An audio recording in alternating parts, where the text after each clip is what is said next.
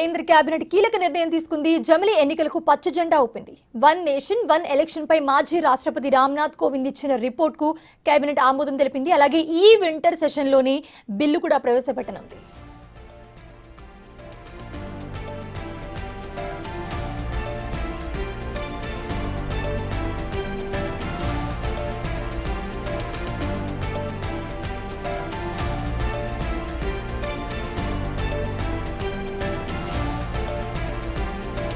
One national one election పై 2023 September 2న Ramnath Kovind అధ్యక్షతన committee ఏర్పాటైంది. ఆ కమిటీ 191 రోజుల పాటు పరిశోధన చేసింది. అయితే ఈ ఏడాది మార్చి 14న 18,626 పేజీలతో రాష్ట్రపతి ముర్ముకు నివేదిక ఇచ్చింది. అందులో 47 రాజకీయ పార్టీలు అభిప్రాయాలు తెలిపితే 32 పార్టీలు మద్దతు తెలిపాయి.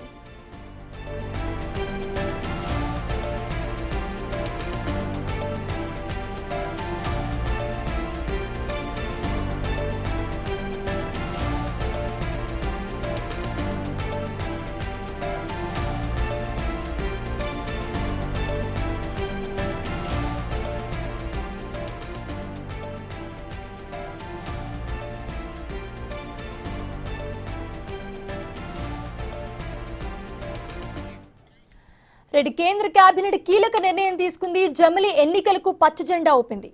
ఇదే అంశానికి సంబంధించి మరిన్ని అప్డేట్స్ ఢిల్లీ నుంచి మా ప్రతినిధి శివ అందిస్తారు. శివ, ప్రస్తుతం కేంద్ర కేబినెట్ ఒక కీలక నిర్ణయం అయితే తీసుకుంది. జమిలీ ఎన్నికలకు గ్రీన్ సిగ్నల్ ఇచ్చినట్లుగా తెలుస్తోంది. మీ దగ్గర ఉన్న అప్డేట్స్ ఏంటి? ఈ రోజు ఉదయం కేంద్ర కేబినెట్ సమావేశం జరిగింది. ఈ సమావేశంలో గతంలో 2023లో ఒక కమిటీని ఏర్పాటు చేశారు.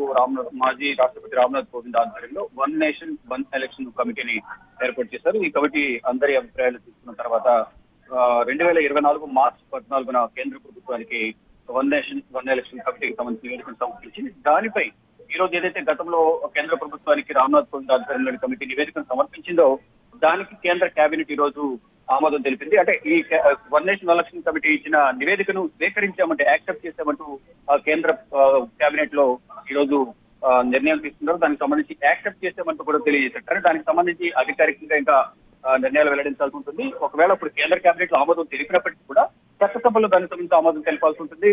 ఇటు పార్లమెంట్ లో వచ్చే శీతకాల పార్లమెంట్ సమావేశాల్లో నిర్ణయం తీసుకోవాల్సి ఉంటుంది.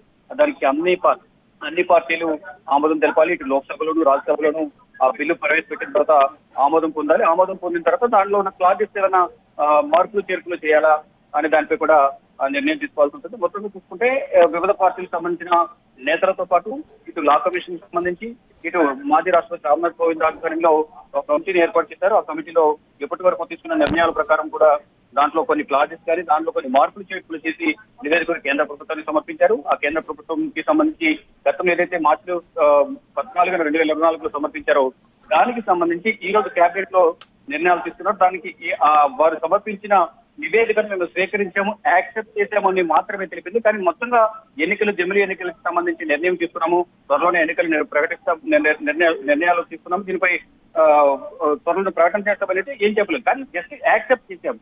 ఏదైతే నివేదిక ఇచ్చిందో ఆ కమిటీ ఇచ్చిన నివేదికను మాత్రమే యాక్సెప్ట్ చేశారంటూ కూడా కేబినెట్ లో నిర్ణయం తీసుకున్నట్టు తెలుస్తుంది. అయితే దీనికి సంబంధించి అధికారికంగా నిర్ణయాలు వెల్లడించాల్సి ఉంటుంది. దాంట్లో ఏమైనా మార్పులు చేర్పులు ఉన్నాయా, జమిలీ ఎన్నికలు నిర్వహించడానికి ఎటువంటి నిర్ణయాలు వెల్లడిస్తారు, దాంట్లో మార్పులు చేర్పులు ఏంటి అనే దానిపై కూడా ఇంకా అధికారిక ప్రకటన రావాల్సి ఉంటుంది. మరోవైపు పార్లమెంట్ లో ఈ బిల్లు అనేది పాస్ కావాల్సి ఉంటుంది. ఏదైతే రామ్నాథ్ కోవింద్ కమిటీ ఏదైతే one nation one election committee నివేదికను సమర్పించిందో ఆ కమిటీకి కేబినెట్ ఆమోదం తెలిపినప్పటికీ పార్లమెంట్ లో అన్ని పార్టీల అభిప్రాయం తీసుకుని పార్లమెంట్ లో బిల్లు రూపుదాల్చాల్సి ఉంటుంది. ఇటు రాజ్యసభలో లోక్సభలో ఆమోదం పొందినప్పటికీ మళ్ళీ రాజ్యసభలో ఆమోదం పొందాలి. అందరి ఆమోదం యజ్ఞంతోనే ఈ జమిలీ ఎన్నికలు అనేవి జరగాలి. ఈ నిర్ణయం తీసుకున్న తర్వాత ఎప్పుడు ఎన్నికలు నిర్వహిస్తారా అనే దానిపై కూడా ఇంకా అధికారిక ప్రకటన రావాల్సి ఉంది. Mounish, thanks for the update Shiva.